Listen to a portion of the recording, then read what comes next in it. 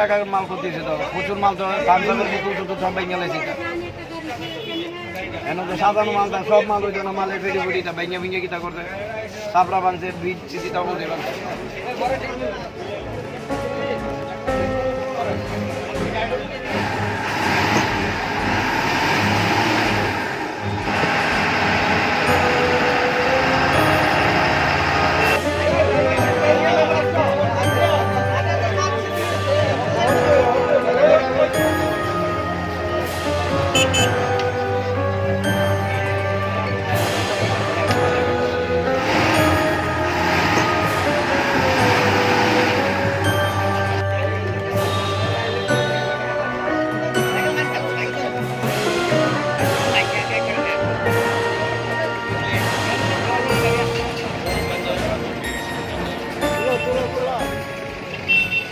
balance